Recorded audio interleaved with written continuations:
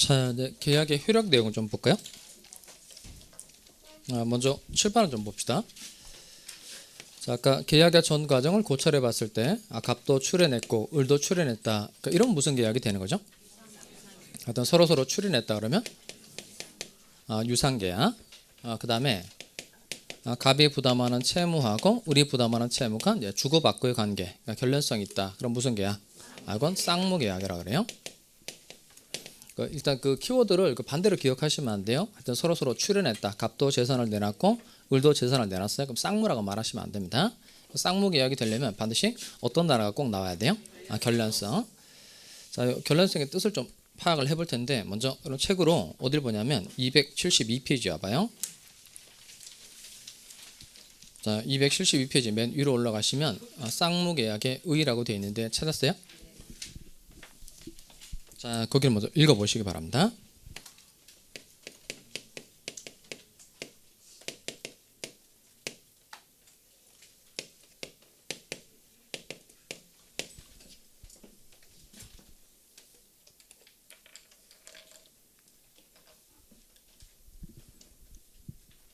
자, 한번 찍어보실까요? 그럼 건물에 대해서 을과 매매 계약을 체결한 겁니다. 그럼 갑은 을한테 뭘 해줘야 돼요? 건물 소유권을 이전해 줘야 되고 을은 이에 대해서 뭘 지급해 줘야 된다? 대금 지급해 줘야 돼요. 자, 그럼 이때 갑은 뭘 출연했죠? 건물. 을은 뭘 출연했어요? 대금. 그 서로 출연했으니까 이건 뭐가 되는 거예요? 유상계약. 자, 그다음 갑의 채무는 이제 위에 거예요. 건물 소유권 이전 채무. 을의 채무는 뭐죠? 대금 지급 채무인데 갑이 부담하는 채무하고 을이 부담하는 채무는 이제 결련성이 있다는 겁니다. 그러니까 아주 밀접한 연관성이 있으니까 이건 무슨 계약이라고 한다? 쌍무계약. 근데 이 결련성이라는 게 원래 일본 말이거든요. 일본말. 근데 아주 밀접한 연관성인데 결련성은 이게 결련성에 대응하는 우리나라 말이 없어요, 사실. 일본 말. 걔네들은 뭐 결련적이다 그러면 알아듣는단 말이에요. 근데 우리나라는 결련성에 해당되는 우리나라 말에 딱 들어맞는 말은 없단 말이에요. 대가적 의미를 가진다. 그것도 비슷은 한데 조금 이제 와닿지는 않고 아주 밀접한 연관성이다. 그럼 어느 정도 연관인지 좀 이렇게 느낌이 잘 오지 않는단 말이에요. 영어로 말하면 그래도 조금 나은데 결련성이라는 게 또 발음을 또 해야 돼서 발음 여러분 알아서 하시고요. 이건 뭐라고 읽어요? 그렇게 읽는단 말이에요. 이게 주고받고의 관계를 말하는 겁니다. 주고받고 주고받고의 관계라는 것도 먼저 성립상의 결련성, 성립에 있어서의 주고받고의 관계, 그다음 이행상의 관계, 그러니까 이행상의 결련성, 이행에 있어서의 주고받고의 관계, 그다음 존속상, 존속에 있어서 주고받고의 관계를 말하는 겁니다. 자, 그러면 먼저 성립상의 결련성부터 좀 읽어보도록 하겠어요. 밑에 내려오시면 쌍무계약의 특질에서 결련성, 기억, 성립상의 결련성 찾았어요? 거기를 차근차근 읽어봅니다.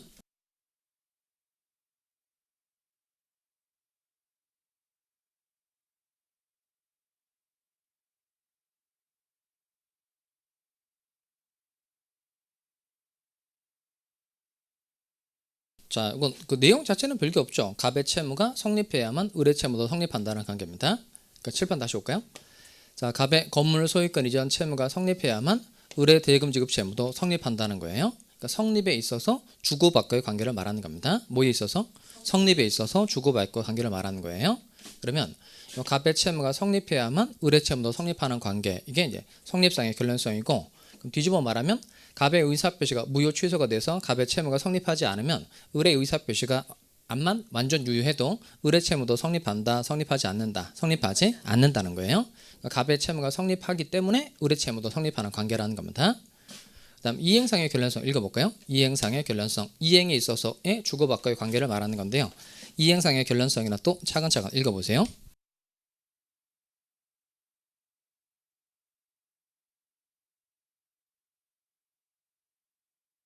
말은 좀 되게 어렵지 않게 되어 있죠. 자, 그럼 이쪽에 와봐요. 그럼 이 사람이 건물 소유권 하나도 이전하지 않고 을에게 매매대금 지급해달라 이렇게 청구를 한 겁니다. 그럼 갑이라는 사람이 소유권 이전했어요, 안 했어요? 안 했죠. 그러니까 을이라는 사람도 너도 소유권 이전 안 했으니까 나도 대금 지급하지 않겠다라고 말할 수 있다는 겁니다. 이게 이제 이행상의 결련성인데 갑이 이행을 하면 을도 이행을 하는 관계라는 거예요. 다시 갑이 뭘 하면? 이행을 하면 을도 이행을 하는 관계니까 갑이 이행하지 않으면 을도 이행하지 않아도 된다는 겁니다. 요 이행상의 결련성에서 나오는 제도가 이게 동시이행의 항변권이라는 겁니다. 무슨 항변권? 동시이행의 항변권. 자, 그다음 존속상의 결련성은 또 내용 의미는 똑같아요. 존속에 있어서 주고받고의 관계를 말하는 겁니다. 존속상의 결련성 디귿번 찾았어요? 자, 존속상의 결련성이라 읽어보시기 바랍니다.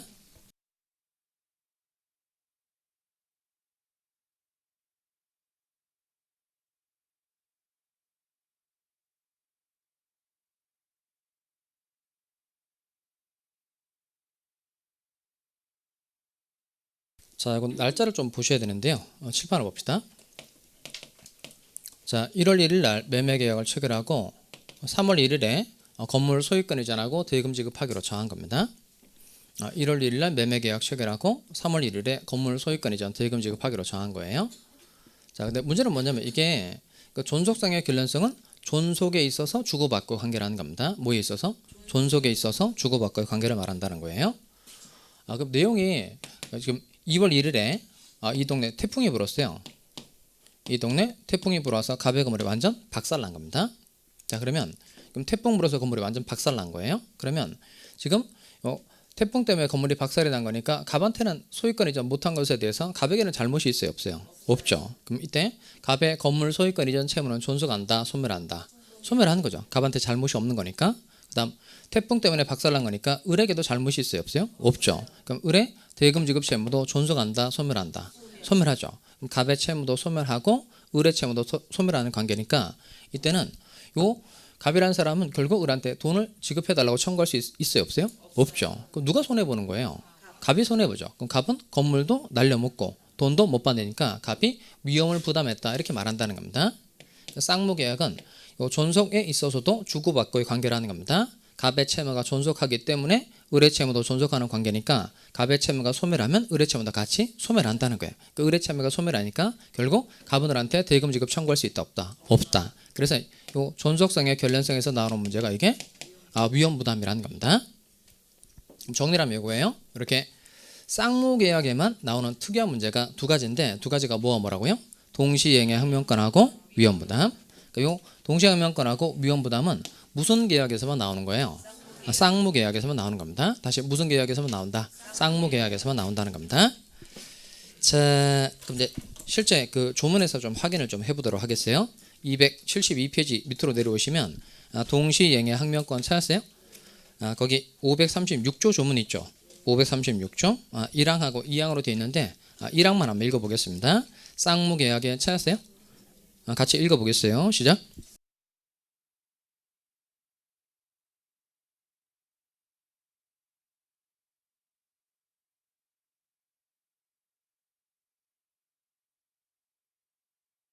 자, 일단 앞에가 무슨 계약이라고 되어 있어요? 쌍무계약. 그러니까 사실 그게 포인트예요. 쌍무계약의 경우에 제목이 뭐죠? 동시이행의 항명권. 그러니까 쌍무계약인 경우에 어떤 제도가 나온다? 동시이행의 항명권 제도가 나온다는 겁니다. 또 넘어가 볼까요? 넘어가시면 274페이지. 자, 274페이지 537조 채무자 위험부담주의라고 되어 있죠. 무슨 주의? 채무자 위험부담주의. 자, 먼저 위험부담인데 얘도 제가 읽어보겠어요. 쌍무계약의 당사자 일방의 채무가 끊고 거기도 무슨 계약이라고 되어 있죠? 쌍무계약. 그러니까 쌍무계약일 때 나오는 문제가 바로 뭐다? 위험부담. 그다음 양가로 3번 해볼까요? 양가로 3번. 양가로 3번은 채권자 위험부담주의죠. 무슨 주의? 채권자 위험부담주의. 자, 538조 1항인데요. 역시 쌍무계약의 당사자 일방의 채무가 끊고 여기도 무슨 계약이라고 되어 있어요? 쌍무계약. 자, 그럼 이쪽에 다시 봅시다. 이렇게 동시이행의 항명권하고 위험부담은 무슨 계약에서만 나오는 문제이다. 쌍무계약. 그래서 쌍무계약의 반대말이 뭐죠? 결련성이 있으면 쌍무계약, 결련성이 없으면 편무계약이라고 하죠. 그럼 편무계약인 경우에는 동시항명권 문제 생긴다, 안 생긴다? 안 생긴다는 거예요. 자, 그럼 다시 정리를 이제 해결해 요 그림 이제 봅시다. 그럼 이때 대금 지급을 기준으로 하면 갑의 이름 뭐예요? 대금 지급을 기준으로 하면 갑은 그 사람 채권자, 채무자. 갑은 건물 판 사람이니까 을한테 매매 대금 지급해 달라라고 요구할 권리를 가지고 있는 사람이죠. 이 사람 뭐다? 채권자. 그다음 대금 지급에 대해서는 을은 어떤 사람이에요? 을은 채무자가 되고 그 다음에 건물 소유권 이전을 기준으로 할 때 을의 이름 뭐예요? 건물 소유권 이전을 기준으로 하면 을은 채권자가 되는 거고, 건물 소유권 이전을 기준으로 할 때 갑은 어떤 사람이 되는 거예요? 채무자. 그러니까 이게 그 쌍무계약 늘 이런 식이에요. 그러니까 어느 한쪽을 기준으로 하면 자기가 채권자고 다른 한쪽을 기준으로 하면 자기가 어떤 사람이다? 채무자라는 겁니다. 즉 뭐도 있고 뭐도 있다는 거예요. 채권도 있고 채무도 있다는 뜻입니다. 다시 뭐도 있고 채권도 있고 채무도 있다는 거예요. 자, 그러면 갑하고 을이 1월 1일 날 매매 계약을 체결한 거예요. 여기가 계약 체결시고요. 3월 1일에 건물 소유권 이전하고 대금 지급하기로 정한 겁니다. 이게 이제 이행기예요. 자, 다시 계약 체결한 건 언제예요? 1월 1일. 건물 소유권 이전하고 대금 지급하기로 한 건 3월 1일. 자, 그러면 잘 따라오세요. 자, 지금 원래 두 가지 중에서 이제 대금 지급만 따로 떼서 살펴보자는 겁니다. 그럼 을의 대금 지급 날짜가 왔어요. 그러면 3월 1일 을의 대금 지급 날짜가 왔다. 이 말은 갑의 건물 소유권 이전 채무도 변제가 왔다 안 왔다? 왔다는 거죠. 자, 근데 갑 이 사람은 대금 지급에 대해서는 어떤 사람이에요? 채권자. 그런데 건물 소유권 이전해 줄 뭐도 있다? 채무도 있다는 거예요. 갑 이 사람이 건물 소유권 이전해 주면서 을에게 매매 대금 지급해 줘. 이렇게 청구할 수 있어요, 없어요? 갑작에서 소유권 이전에 필요한 소를 을에게 주면서 매매 대금 지급해 달라라고 청구할 수 있다, 없다? 있어요. 뭐 이건 당연한데 문제는 이겁니다. 갑 이 사람이 자기는 건물 소유권 하나도 이전하지 않고 을에게 매매 대금 지급 청구할 수 있다, 없다? 이게 중요하단 말이에요. 그러니까 동시행명권은 첫 단추를 잘 깨야 돼요. 갑이 건물 소유권 하나도 이전하지 않고 을에게 매매 대금 지급 청구할 수 있다, 없다? 할 수 있다. 이게 일단 중요합니다. 다시 갑이 소유권 하나도 이전하지 않고 을에게 대금 지급 청구할 수 있다, 없다? 있어요. 자, 그럼 이때 요 을이 대금 지급에 대해서 이 사람 채무자 맞죠? 그러면 을이 매매 대금을 지급해 줄 채무를 지고 있는 건 맞는데 지금 갑이 소유권 이전 한 거야, 안 한 거야? 안 한 거죠. 그럼 을도 너도 소유권 이전 안 했으니까 나도 매매 대금 못 주겠다는 주장을 할 수 있다, 없다? 있죠. 이런 을의 권리의 이름을 동시 이행의 항변권이라고 한다는 겁니다. 을은 언제까지 매매 대금 지급을 거절할 수 있을까요? 을은 언제까지 매매 대금 지급을 거절할 수 있다? 네, 그렇죠. 그럼 갑이 소유권 이전 안 했으니까 을은 갑이 소유권 이전해 줄 때까지 대금 지급 거절할 수 있는 거죠. 그러니까 동시행명권은 네가 안 했으니까 나도 안 하겠다라고 말하는 권리입니다. 네가 안 했으니까 나도 안 하겠다. 즉 자기 채무의 이행을 거절하는 권리인데 자기 채무의 이행을 영원히 거절할 수 있는 거예요? 일시적으로만 거절할 수 있는 거예요? 일시적으로만. 자, 이게 동시행명권의 가장 기본적인 내용입니다. 다시 흰색 잘 따라오세요. 흰색이 대금 지급인 거예요. 그럼 갑이 소유권 이전해 줘야 됨에도 불구하고 소유권 이전하지 않고 을에게 일단 대금 지급 청구는 할 수 있다, 없다? 있다. 근데 지금 요 을의 대금 지급 채무뿐만 아니라 갑의 건물 소유권 이전 채무도 변제에 왔어요, 안 왔어요? 왔죠. 그런데 갑은 이행을 한 거예요, 안 한 거예요? 안 한 거니까 을이란 사람이 갑 너도 소유권 이전 안 했으니까 나도 매매 대금 못 주겠다 이런 주장을 할 수 있다, 없다? 있다는 겁니다. 그러니까 이런 을의 권리 이름을 뭐라고 한다? 동시 이행의 항변권이라고 한다는 거예요. 자, 여기까지가 흰색이에요. 여기까지 흰색. 자, 다음 이거 이제 노란색은 뭔 것 같아요? 노란색은 건물 소유권 이전 말하는 겁니다. 자, 먼저 을의 건물 소유권 이전 날짜가 왔어요. 을의 건물 소유권 이전 날짜가 왔다는 겁니다. 그러면 요 을의 갑의 건물 소유권 이전 날짜가 왔어요. 그러면 을의 대금 지급 채무도 변제가 왔다 안 왔다? 왔다는 겁니다. 그럼 지금 보려고 하는 건 위에 거예요. 건물 소유권 이전 이것만 이제 따로 떼서 보자는 겁니다. 그러면 건물 소유권 이전에 대해서는 을이 채권자 맞죠? 근데 을은 한편으로 대금 지급해 줄 뭐도 있다? 채무도 있다는 거예요. 그럼 3월 1일에 을이라는 사람이 매매 대금을 지급해 주면서 갑에게 건물 소유권 이전해 줘 이렇게 청구할 수 있어요, 없어요? 할 수 있다, 없다? 있죠. 다시 을이 매매 대금 지급하면서 갑에게 건물 소유권 이전해 줘 이렇게 청구할 수 있다, 없다? 있죠. 그러면 이 사람이 동시행명권 주장할 수 있을까요, 없을까요? 할 수 있다, 없다? 없죠. 이게 흰색하고 노란색이 다르죠. 그러니까 흰색하고 노란색이 다른 점이 있는데 어디가 달라요? 그러니까 흰색은 갑이 소유권을 이전하지 않고 을에게 대금 지급 청구를 한 거고 노란색은 을이 매매 대금 지급하고 갑에게 소유권 이전 청구를 한 거니까 둘은 내용이 같다 다르다? 달라요. 그러니까 동시행명권이 성립하려면 동시행명권의 본질은 네가 안 했으니까 나도 안 하겠다고 말하는 권리죠. 근데 여기는 이제 보니까 지금 을이 자기 채무를 이행한 거니까 갑이라는 사람이 을 보고 네가 안 했으니까 나도 안 하겠다 이런 말을 할 수가 있어요, 없어요? 없죠. 그러니까 여기서 알 수 있는 내용은 동시행명권이 성립하려면 상대방이 반드시 자기 채무를 이행하고 청구해야 된다. 이행하지 않고 청구해야 된다. 이행하지 않고 청구를 해야 내가 동시행명권 행사할 수 있다는 겁니다. 여기까지 이해돼요? 자, 그럼 이번엔 을이라는 사람이 이번에 매매대금 지급하지 않고 매매대금 하나도 안 주고 갑보고 먼저 소유권 이전해 달라 이렇게 청구할 수 있어요, 없어요? 할 수 있다, 없다? 있어요. 그 다음 다 똑같아요. 갑이라는 사람이 소유권 이전해 줄 수도 있죠. 대신 소유권 다 이전해 주고 나면 갑은 을로부터 매매대금 지급받기가 어렵다는 겁니다. 그러니까 매매대금 지급받기 위해서 소유권 이전을 거절해야 될 필요가 일단 갑에게 있고, 그 다음 갑의 건물 소유권 이전 채무뿐만 아니라 을의 대금 지급 채무도 변제에 왔다 안 왔다? 왔죠. 그런데 을은 이행을 한 거예요, 안 한 거예요? 안 한 거니까 갑도 무슨 주장할 수 있을 것 같아요? 너도? 너도 대금 지급하지 않았으니까 나도 건물 소유권 이전 못하겠다 이런 주장을 갑이 할 수 있다, 없다? 있다는 겁니다. 자, 그러면 요 갑은 언제까지 건물 소유권 이전을 거절할 수 있는 거예요? 을이 대금 지급해 줄 때까지, 즉 자기 채무의 이행을 일시적으로만 거절할 수 있다는 겁니다. 자기 채무 이행을. 그러니까 을도 일시적으로 거절하는 거고 갑도 일시적으로 거절하는 거예요. 자, 그러면 동시행명권이 뭐예요? 그럼 요 흰색 그림대로 따라오시면 됩니다. 누가? 채권자가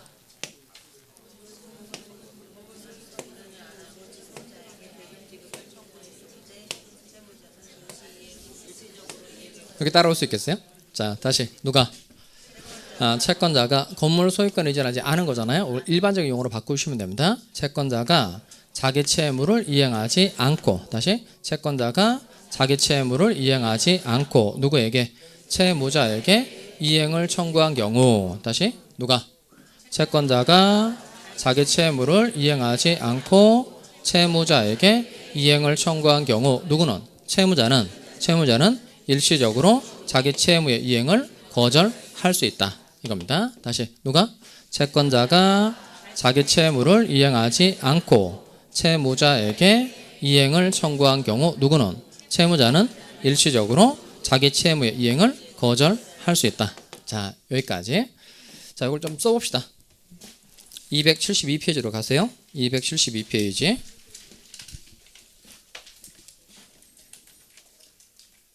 점 2번 동시이행의 항명권 찾았어요? 여백에 조금 쓸만한 공간이 부족할 거예요. 한 3줄 정도 쓸 예정인데 아예 보조단 여백에다가 활용해서 좀 써보시기 바라요. 동시항명권 해서 먼저 불러드리겠습니다. 채권자가 자기 채무를 이행하지 않고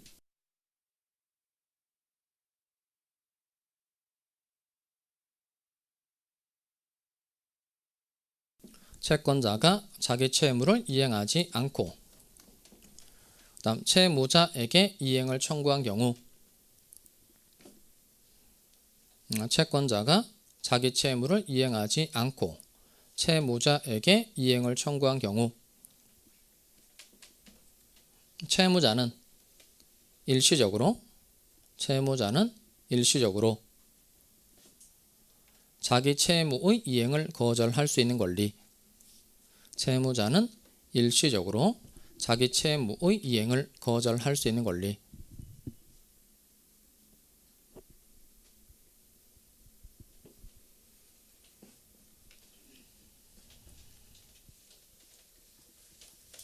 자, 본인이 쓴 거 이제 확인해 봅시다. 천천히 확인해 보죠. 본인이 쓴 거 읽어 봅시다. 시작. 채권자가 자기 채무를 이행하지 않고 채무자에게 이행을 청구한 경우 누구는? 채무자는 일시적으로 자기 채무의 이행을 거절할 수 있는 권리이다. 그럼 제일 중요한 단어 하나만 골라보세요. 제일 중요하다고 생각되는 단어 골라보면 뭘까요? 거절이에요. 거절. 그러니까 이 동시항명권 제도의 본질은 자기 채무의 이행을 거절하는 데 포인트가 있는 겁니다. 자, 그럼 몇 가지 질문을 드릴 테니까 칠판 이제 오세요. 자, 동시이행의 항명권에서 항변한다는 건 주장한다는 뜻입니다. 자, 그러면 동시이행의 항명권이란 쌍무계약의 양채무를 동시에 이행할 것을 주장할 수 있는 권리이다. 그럼 O예요, X예요? 동시이행의 항명권은 쌍무계약의 양채무를 동시에 이행할 것을 주장할 수 있는 권리이다. OX? 이건 X가 되는 거예요. 그러니까 그 수업 시간에 들을 때 끄떡끄떡 문제 풀 때 흥 하고 자기 마음대로 푸는 거란 말이에요. 그러니까 이게 그 표현은 동시행의 항명권이라고 되어 있기는 한데 요 을이라는 사람이 갑이 소유권을 의지하지 않고 을에게 대금 지급 청구를 했어요. 그럼 을이 야 우리 동시에 하자 이렇게 주장한 게 아니죠. 네가 안 했으니까 나도 안 하겠다라고 말하는 게 동시에 항명권인 겁니다. 즉 자기 채무의 이행을 뭐하는 거 거절하는 거 이게 항명권 제도의 본질인 거지. 지금 건물 소유권 이전하고 대금 지급을 한 날 동시에 하자 이렇게 주장하는 권리가 아니에요. 그러니까 표현은 동시행의 항명권이라고 되어 있어도 이해는 자기 채무의 이행을 뭐하는 권리 거절하는 권리로 이해하셔야 된다는 겁니다. 그러니까 아예 쌍무계약에 있어서 이행거절권 이렇게 만들어주면 좋은데 용어를 그렇게 안 만들었으니까 이것대로 쓰기는 이렇게 쓰고 이해는 이렇게 따로 이해하셔야 된다는 겁니다. 그래서 다시 채무자는 끝에 자기 채무의 이행을 뭐 할 수 있는 권리다. 거절. 조금 더 쉬운 거 드리도록 하겠어요. 그럼 7번 다시 와서 자 그럼 쌍무계약의 각 당사자는 자기 채무를 이행하지 않고 먼저 상대방에게 이행을 청구할 수 있다. O예요, X예요. 다시 쌍무계약의 각 당사자는 자기 채무를 이행하지 않고 먼저 상대방에게 이행을 청구할 수 있다. OX? O. 그러니까 갑, 이 사람 소유권 의지하지 않고 을에게 대금 지급 청구할 수 있죠. 을도 대금 지급하지 않고 갑에게 소유권 이전 청구할 수 있다 없다. 있다는 겁니다.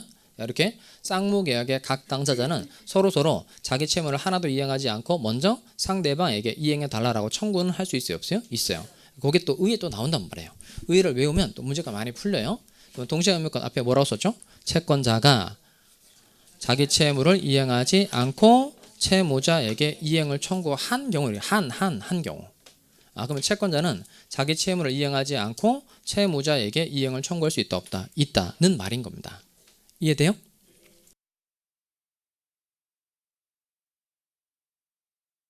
자, 그 다음에 또 7번 올까요? 동시항명권은 갑이 행사하는 거예요? 을이 행사하는 거예요? 둘 다 행사할 수 있는 거예요. 둘 다 할 수 있죠. 그러니까 갑도 동시항명권을 행사할 수 있고 을도 동시항명권을 행사할 수 있단 말이에요. 근데 문제는 뭐냐면 이게 그 갑이 행사하는 거냐 을이 행사하는 거냐 이렇게 물어보면 그냥 둘 다 행사하는 거다 이렇게 하면 좋은데 이제 한 사람만 골라보세요. 채권자가 동시항명권 행사하는 거예요? 채무자가 동시항명권 행사하는 거예요? 그 갑도 동시항명권 행사하고 을도 동시항명권 행사하는 거 맞죠? 근데 채권자의 지위에서 동시항명권 행사하는 거냐 아니면 채무자의 지위에서 동시항명권 행사하는 거냐 이겁니다. 채무자의 지위에서 동시항명권 행사하는 거죠. 흰색 봐봐요. 그러니까 채권자 갑이 그다음 자기 채무 이행하지 않고 을에게 대금 지급 청구를 한 겁니다. 그럼 대금 지급에 대해서 채무를 지고 있는 을이 동시항명권 행사하는 거죠. 그다음 노란색의 경우에 건물 소유권 이전에 대해서 채무를 지고 있는 갑이 동시항명권 행사하는 겁니다. 이해하시겠어요? 그러니까 갑도 행사하고 을도 행사하는 건 맞는데 채권자가 행사하는 거다. 채무자가 행사하는 거다. 채무자. 이것도 의에 나와요. 다시 보세요. 채권자가 자기 채무를 이행하지 않고 채무자에게 이행을 청구한 경우 누구는? 채무자는 이렇게 되죠. 채무자는 자기 채무의 이행을 거절할 수 있는 권리이다. 이렇게 의를 꼭 외우기 바랍니다. 그래야 문제를 하나하나씩 풀어가는데 유리하게 되니까 꼭 암기해두세요. 자, 그럼 7번을 볼까요? 자, 아까 원래 내용이 이거예요. 지금 동시항명권은 무슨 계약할 때 나오는 거예요? 쌍무계약. 그럼 두 개를 여쭤봅시다. 임대차 계약의 경우에는 동시항명권 문제가 생긴다 안 생긴다? 임대차 계약. 그러니까 임대차 계약이 쌍무계약이라면 동시항명권 문제 생기죠. 그럼 쌍무계약은 아까 뭐가 있는 걸 말한다 그랬죠? 결련성. 그럼 이 결련성이 있는지 없는지 알아보려면 아주 쉽게 이렇게 생각하시면 돼요. 네가 안 하면 나도 안 한다. 이렇게 말할 수 있으면 결련성이 있는 거예요. 네가 안 하면 나도 안 한다. 이렇게 말할 수 있으면 결련성이 있는 거예요. 그러면 임대차 계약 같으면 지금 임대인은 사용수익 하게 해줘야 되고 임차인은 차임 줘야 된단 말이에요. 그럼 임대인은 이 차임 안 주면 건물 쓰지 못하게 하겠다 이렇게 주장할 수 있죠. 임차인도 건물을 쓰지 못하게 하면 돈 안 주겠다 이런 주장을 할 수 있으니까 네가 안 하면 나도 안 한다 이런 주장을 할 수 있으니까 뭐가 있는 거예요? 결련성이 있는 거죠. 결련성이 있으니까 임대차 계약은 무슨 계약이다? 쌍무계약. 쌍무계약이니까 동시항명권 문제 생긴다 안 생긴다? 생긴다는 겁니다. 증여계약은 동시항명권 문제 생긴다 안 생긴다? 안 생기죠. 그러니까 건물 증여해주는 건 대금 안 받고 건물 공짜로 넘겨주기로 약속하는 거니까 갑만 소유권 이전 채무라는 걸 부담하고 이에 대응하는 을의 채무라는 것 자체가 있어요 없어요? 없어요. 그러니까 이런 경우에는 위험부담 문제 동시항명권 문제 생긴다 안 생긴다? 안 생긴다는 거예요. 자 그러면 정리를 해보면 먼저 동시항명권이 성립하려면 갑하고 을이 체결한 계약이 일단 이런 계약이 돼야 돼요. 무슨 계약이어야 한다? 쌍무 계약이어야 한다는 겁니다. 무슨 계약이어야 한다? 쌍무 계약. 그다음 두 번째, 상대방 채무에 요게 도래해야 돼요. 뭐가 도래해야 된다? 변제기가 도래해야 된다는 겁니다. 다시 누구의 채무? 상대방의 채무가 뭐에 도래해야 된다? 변제기에 도래해야 된다는 겁니다. 그러니까 을이 동시업명권을 행사하려면 을 자기 채무뿐만 아니라 갑의 채무가 변제기에 도래해야 된다는 뜻입니다. 그다음 갑도 동시업명권을 행사할 수 있죠.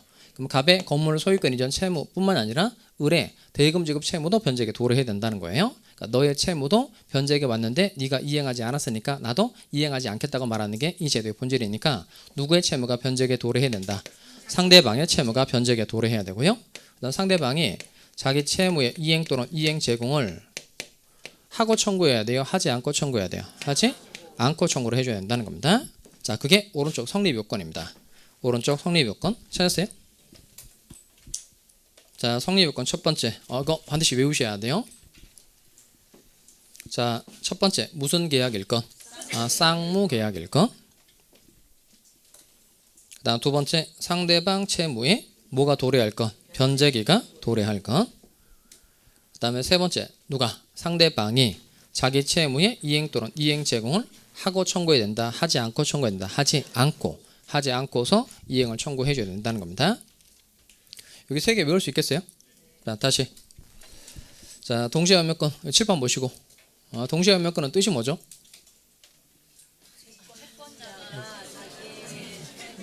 저 지금까지 뭐 한 거예요? 다시. 자, 누가?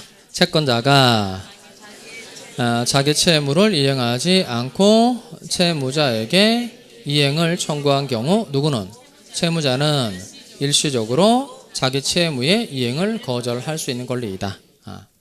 자, 그 다음 이때 동시업명권이 성립하려면 세 가지 요건에 갖춰줘야 돼요. 먼저 첫 번째는 갑하고 을이 체결한 계약은 무슨 계약일 것? 쌍무 계약일 것. 두 번째, 상대방 채무의 변제기가 도래할 것. 그 다음 세 번째, 상대방이 자기 채무의 이행 또는 이행 제공을 하지 않고 청구할 것. 자, 그럼 7번 다시 봅시다. 자, 이번에는 이제 빨간색은 소송을 말해요. 소송.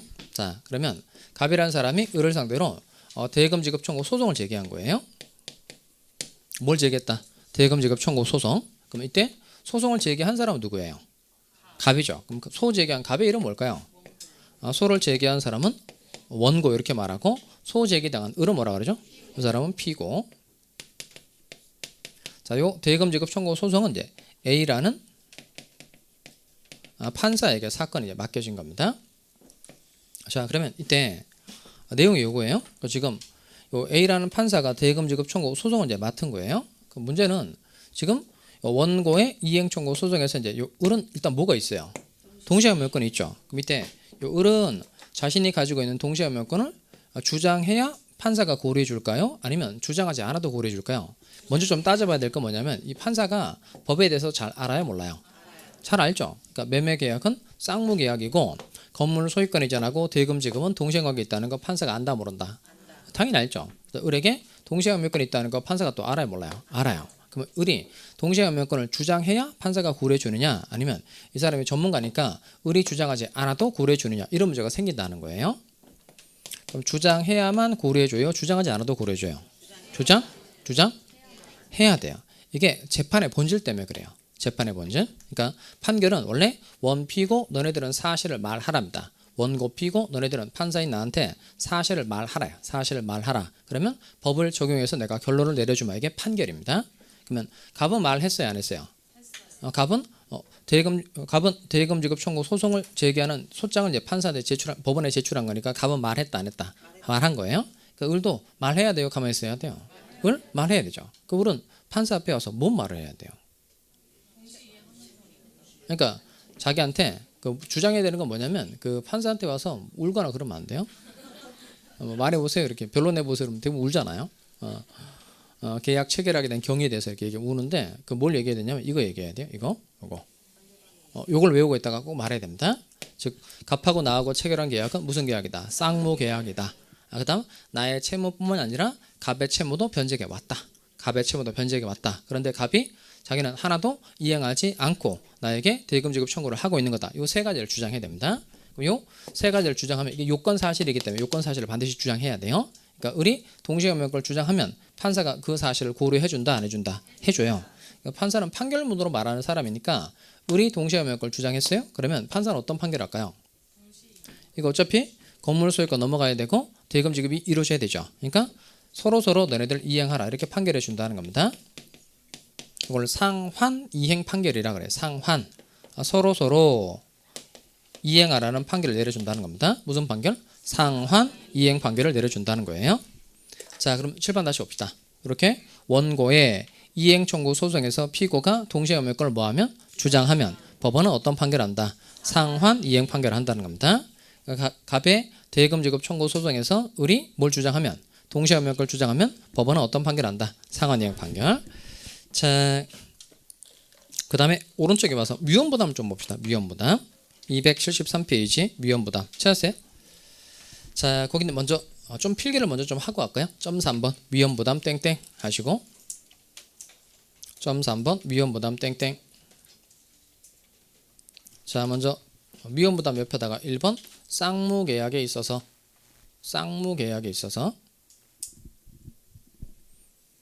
그다음 2번 채무자의 책임 없는 사유로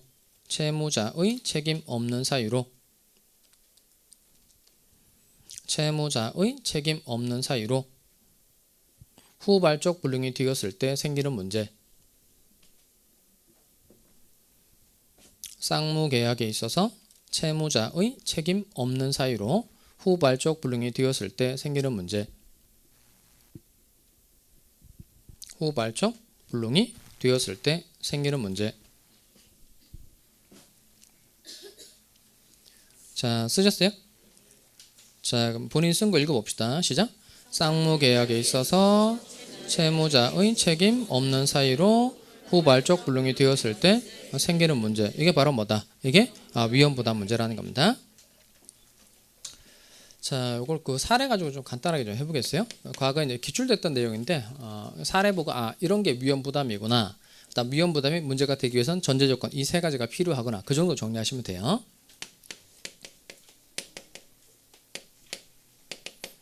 이 사람이 자기가 키우던 황소 한 마리를 을한테 팔았어요. 그럼 갑은 을한테 뭘 해줘야 되죠? 황소 팔았으니까 이제 황소 인도해 줘야 되고 그 다음에 을은 이에 대해서 뭐 줘야 돼요? 대금 지급해 줘야 되죠. 그럼 이때 황소 매매 계약 체결한 건 1월 1일입니다. 그 다음에 그 황소를 인도해 주기로 한 게 3월 1일이에요. 자, 그런데 황소를 인도해 주기 전에 2월 1일이라고 할까요? 2월 1일 인도를 해주기 전에 이 동네 홍수가 났어요. 홍수로 황소가 떠내려간 겁니다. 자, 그러면 황소 매매 대금 얼마나 할까요? 황소 한 마리의 값은 확인할 길이 없어서 한 1,000만 원이라고 합시다. 자, 그러면 황소 한 마리에 대해서 1,000만 원의 매매 계약을 체결했고, 근데 인도를 해주기 전에 홍수로 이제 황소가 떠내려갔다는 겁니다. 그 사실관계 이렇게 나오면 그 사실관계를 그 이상하게 생각하시면 안 되고 안타깝게 생각하셔도 안 돼요. 뭐 소가 막 떠내려가는데 막 이렇게 생각하시면 안 되고, 지금 이제 홍수로 유실이 됐다는 거잖아요. 그러면 두 가지 중에 뭐가 불가능하게 됐다는 거죠? 그러니까 황소 인도가 불가능해졌다는 겁니다. 그러면 이 불가능해진 황소 인도를 기준으로 이름 붙여야 돼요. 불가능해진 채무를 기준으로 이름 붙이는 겁니다. 그럼 갑의 이름 뭐죠? 갑은 채무자. 그다음 요 황소 인도를 기준으로 하면 을은 채권자예요. 자, 그러면 뭘 해주기 전에 인도로 해주기 전에 홍수로 유실이 됐다는 거예요. 그러면 인도적 그랬으니까 이거 원시적 불능인가요? 후발적 불능인가요? 후발적이죠. 그러니까 원시적 불능이 되려면 계약 체결하기 전에 건물이 전부 화재로 소실해버려 없다. 이런 게 원시적 불능이고, 여기는 1월 1일에는 황소 인도가 가능했다가 나중에 불가능해진 거니까 원시적 불능이다, 후발적 불능이다.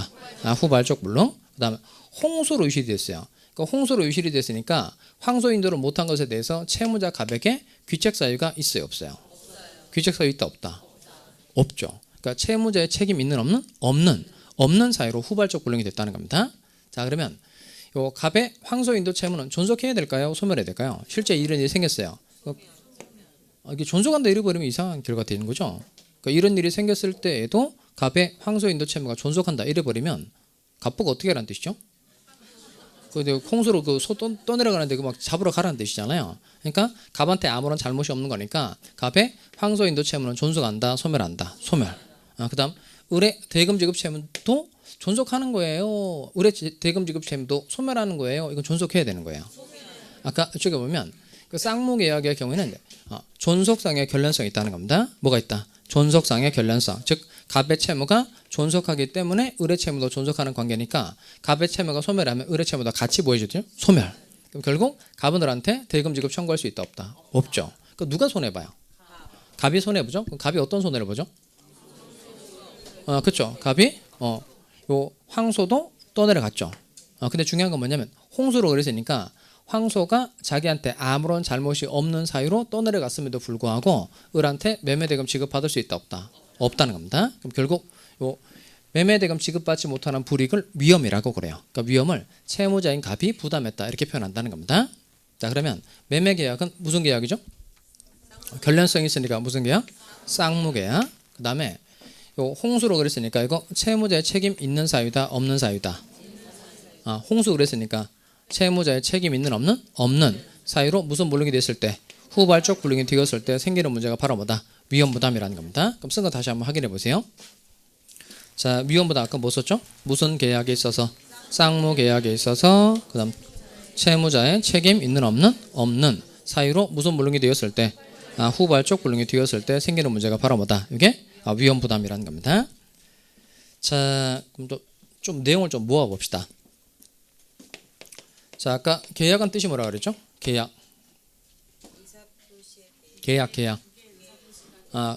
그 법률행위는 단독행위도 있고 계약도 있고 합동행위도 있다 그랬잖아요. 그러니까 계약은 그냥 두 개의 의사표시가 뭐 하는 경우? 대립하는 경우. 계약이 성립하는 모습으로 세 개 돼 있죠. 세 개 뭐 있었죠? 계약 성립의 모습으로 민법전에 규정되어 있는 거. 아니 계약 성립의 모습으로 민법전에 규정되어 있는 게 세 가지잖아요. 먼저 이거 큰 거 자꾸 생각 안 나죠? 계약 성립 모습, 청약과 승낙의 의사표시의 합치 이거 있었고 두 번째 의사 실현에 의한 계약 성립 그다음 교차 청약에 의한 계약 성립. 자 이렇게 각각 계약이 성립했어요. 그러면 계약의 효력으로 이건 그 지난번에 배웠던 법률행위의 성립 요건하고 효력 요건을 연결하면 금방 끝나요.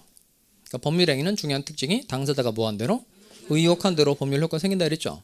그러려면 무슨 요건과 무슨 요건을 갖춰야 돼요?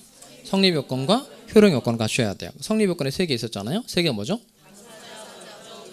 이제 뭐 이 정도는 뭐 그냥 껌이죠. 그냥 당사자, 목적, 의사표시. 그다음 효력 요건 첫 번째가 당사자가 능력 세 가지 갖추는 거죠. 권리 능력, 행위 능력, 의사 능력 갖추고 그다음 두 번째 법률행위 목적이 확정성, 가능성, 적법성, 사회적 타당성. 세 번째 의사와 표시가 뭐하고 일치하고 하자가 없을 것. 자 그러면 요 성립 요건하고 효력 요건을 갖추면 당사자가 뭐한 대로 의혹한 대로 법률 효과가 생긴다는 겁니다. 다만 이 계약 중에서 이제 민법이 계약법에서 별도로 규정하고 있는 건 무슨 계약의 효력, 쌍무계약의 효력에 대해서 별도로 규정하고 있는데 요 쌍무계약의 효력과 관련해서 나오는 제도가 두 가지인데 두 가지가 뭐라고요?